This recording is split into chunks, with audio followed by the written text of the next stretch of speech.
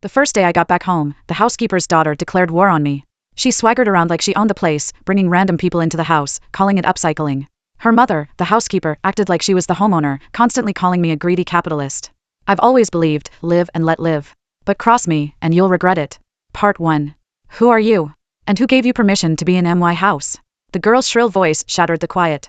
She stormed over and shoved me, sending me stumbling back. I stared at her, totally bewildered. My grandma looked uncomfortable, grabbing my arm awkwardly. "Oh, honey, this is my granddaughter," Grandma said, her voice thin and apologetic. "She's just home for a visit." The girl scoffed, eyeing me up and down. Her eyes lit up when she saw my brand new designer bag.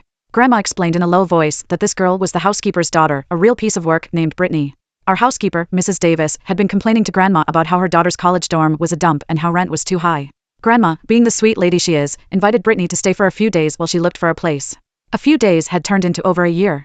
Grandma had tried a few times to hint that it was time for Brittany to move on, but Brittany would break down, claiming she was bullied at school. Grandma was too soft-hearted to kick her out. Brittany breezed past me, heading upstairs. "Don't just bring random people into the house, okay? Have some manners." She didn't sound like someone who'd been bullied, that was for sure. A few minutes later, Brittany came tearing back downstairs, clutching a seriously expensive alligator skin bag. I was sure I'd seen it somewhere before, but I couldn't place it. It was just Grandma and me in the house. Mrs. Davis was nowhere to be found. Mrs. Davis came back when it was almost dinner time. When she saw the table wasn't set, she was about to throw a fit. But then she noticed me. She rushed over. "Oh, sweetie, you're back. You should have called." I raised an eyebrow. "Do I need to check in with you? Where were you all afternoon?" Dinner time was approaching, and Grandma was making dinner herself because the fridge was almost empty. Mrs. Davis couldn't give me a straight answer, and the strawberry-shaped hickeys on her neck were hard to miss. I didn't want to start an argument, so I just asked her to get dinner ready. As soon as Brittany heard me telling her mom what to do, she slammed the bag on me, berating me for being demanding. "Why are you making my mom work? Can't you do anything yourself?" I was amazed at her outrage. Was this woman supposed to be running my company instead of cooking and cleaning? Mrs. Davis didn't stop her. In fact, she looked kinda pleased. "Brittany, don't be rude. I am just a maid, after all, a working girl." "Your mom is our housekeeper," I interrupted. "That's what she's paid to do." That made Brittany even angrier. "Everyone is a person. Just because she's a housekeeper doesn't mean she's less important. We're not your slaves." Geez, was this girl for real? I finally snapped. "If you don't like it, you can leave right now." Mrs. Davis, finally realizing I was getting fed up, tried to calm me down. "Honey, don't get into it with the kid.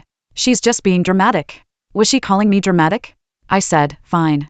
If you're not happy with your mom's $3,000 a month job, you can all leave. But don't be here in the morning." Brittany threw a fit, screaming, "You can't kick me out. I'm just here to be with my mom, not you. You came here begging. I have no obligation to entertain your whims." Things were getting heated. Grandma, seeing the tension, rushed over to try and calm me down. I glared at Brittany. I knew that if she stayed here, she'd just turn on me. I laid down the law again, ignoring her furious glare as I turned to my room. My room was a mess. The decorations were all jumbled, and there was a strange air freshener scent. I joked to Grandma about how she was reliving her youth. She just stared at me blankly. Grandma was also rubbing her legs. I could see she was suffering from the cold. I told Mrs. Davis to bring some water for Grandma's foot soak. Mrs. Davis was struggling with the bucket. She huffed like she just climbed Mt. Everest. It wasn't that heavy. I moved to get closer when Mrs. Davis stood there, watching me. She then pointed at the socks Grandma had left on the bed. She screeched like she was being murdered. "Ew, that is so gross. What are you doing with your dirty socks there? How am I going to sleep on this bed?"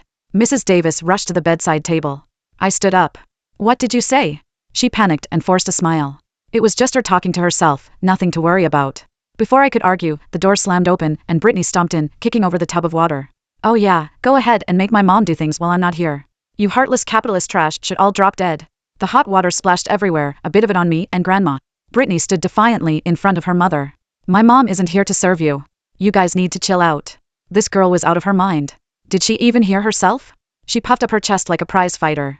I grabbed her hair and dragged her to the bathroom. Her head was hovering over the toilet. She was flailing and screaming, calling me names. "You say you aren't here to serve anyone, well, I'll serve you," I hissed, turning on the cold water, drenching her from head to toe. Mrs. Davis came rushing in, comforting Brittany. She tried to say something to me, but I cut her off with a look. "Medical bills on me. If she's not gone, you are." I dropped the shower head on the floor. Brittany was crying and struggling. She still wanted to fight with me. Mrs. Davis clutched her daughter, apologizing and promising that they'd leave. Grandma was smiling and looking very proud of me. I wasn't sure what the old lady was so happy about. Before I could even settle in, I got an urgent call from work. I was being sent away on a 3-month business trip. Mrs. Davis promised to take care of Grandma, and I didn't see Brittany again. Grandma held my hand sadly, but Mrs. Davis forcefully pulled her back inside. I didn't think too much of it at the time. I had no idea what I would find when I returned.